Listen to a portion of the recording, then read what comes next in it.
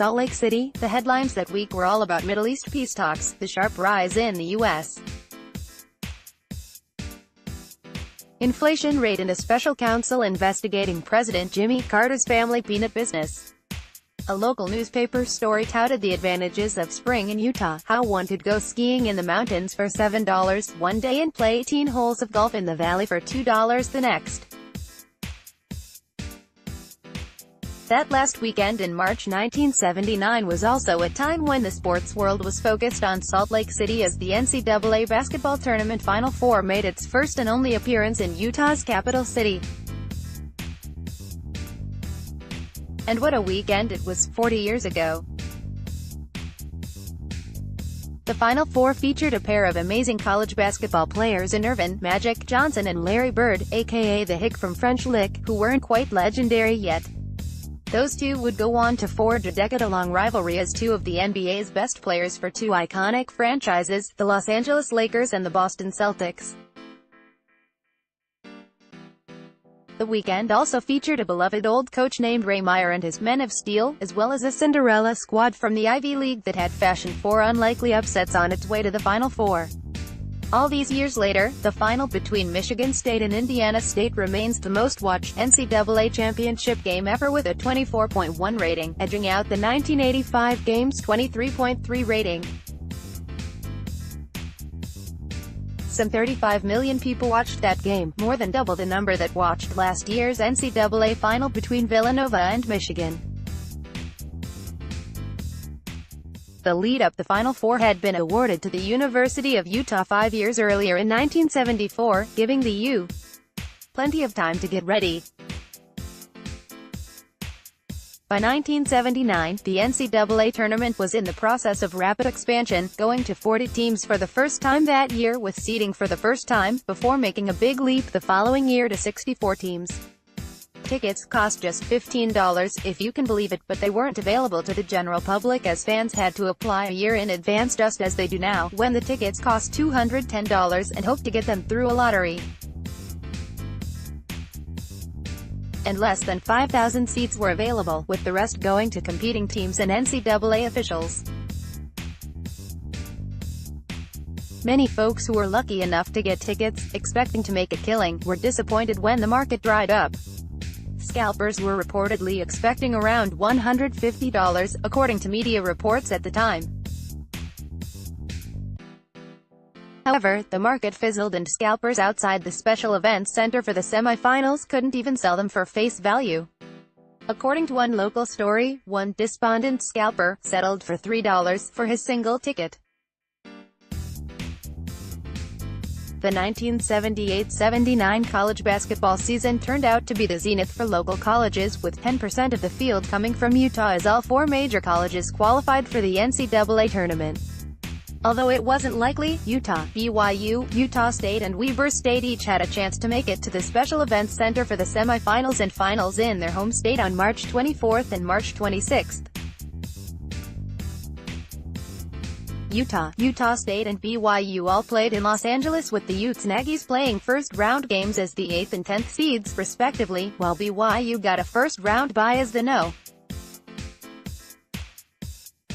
5 seed. The Utes lost a heartbreaking first-round game to Pepperdine, 92-88 in overtime, while the Aggies were beaten handily by USC, 86-67. In the Midwest Regional in Lawrence, Kansas, Weber State was a 7th seed and got by New Mexico State, 81-78 in overtime, before losing to Arkansas, 74-63. With a win, BYU had a chance to advance to its home court for the West Regional at the Marriott Center, but lost to San Francisco by 23 points at Pauley Pavilion. During the regionals the following weekend, Michigan State cruised to 3 double-digit victories in the Mideast Regional in Indianapolis, while Indiana State stayed unbeaten with 2 easy wins and a 2-point win over Arkansas in the Midwest Regional Finals in Cincinnati.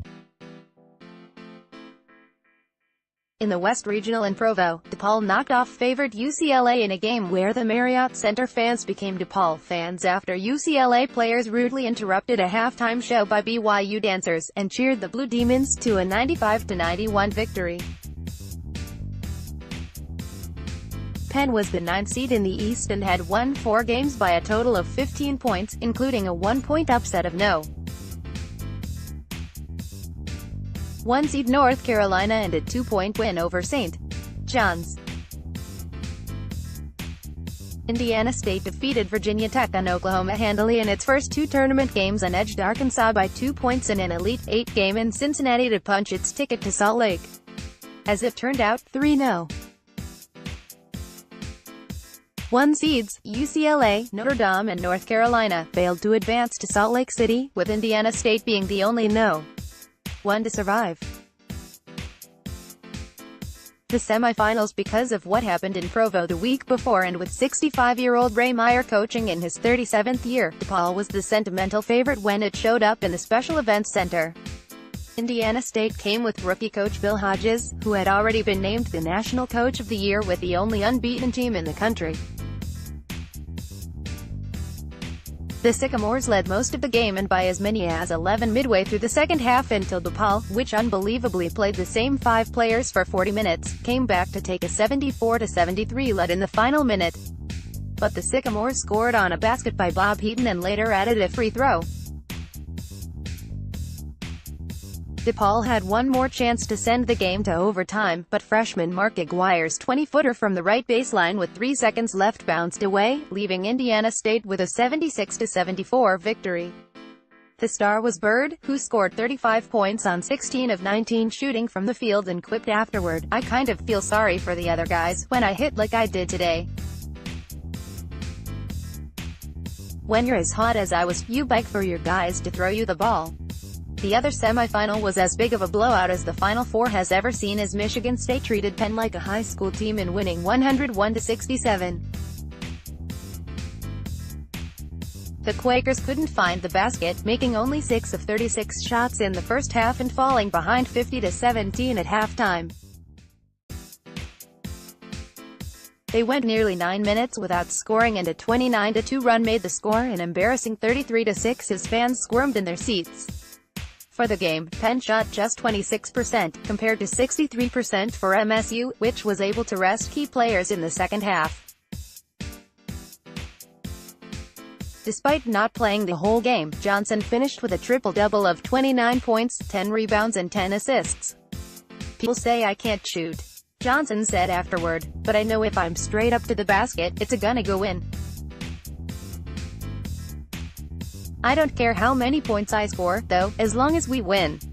At least Penn was able to erase some of its embarrassment from its awful semifinal showing in Monday's third-place game, a meaningless contest that was eliminated by the NCAA a couple of years later.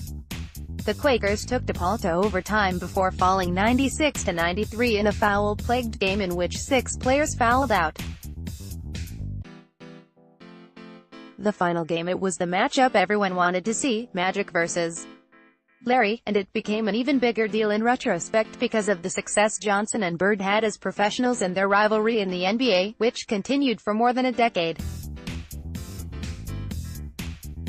Unfortunately, the game didn't live up to the hype as Bird had an off night, shooting just 7 for 21 from the field and scoring 19 points, 10 below his average, in a game that was never really close. The Spartans took control from the start, racing to a 16-8 lead that quickly moved to double digits before settling for a 37-28 halftime lead. The Sycamores pulled to within 6 at 52-46 with 10 minutes left, but the Spartans pulled away from there for a 75-64 win, their 5th double-digit win during their NCAA tourney run.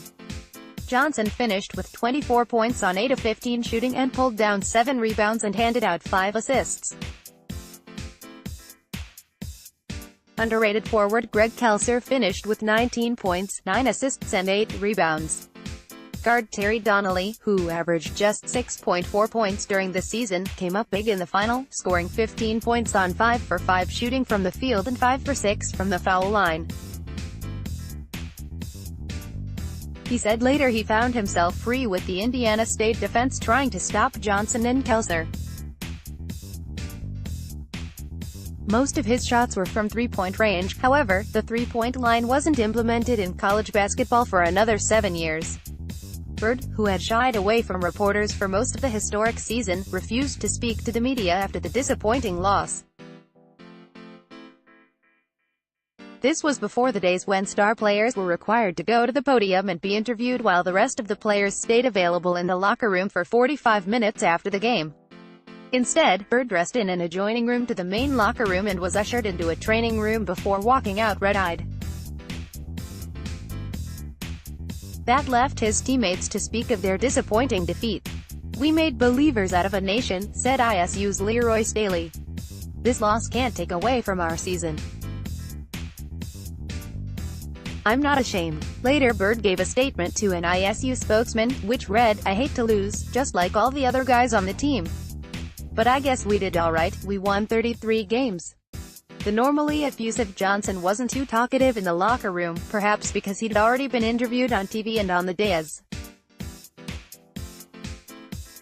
Comment on this story: "I'm done with questions," Johnson said, more than an hour after the game ended. "I'm tired right now. I really can't enjoy it. It hasn't soaked in yet. I can't answer no more questions." Earlier this year, the University of Utah reached out to Bird and Magic to see if they would come out to Utah at some point to commemorate the historical Final Four, but nothing could be worked out with the two men's schedules. Just like 40 years earlier, they weren't talking. Instead, we'll just have to live on with the memories of that historic weekend in March 1979 when the Final Four came to Utah and gave us Larry and Magic.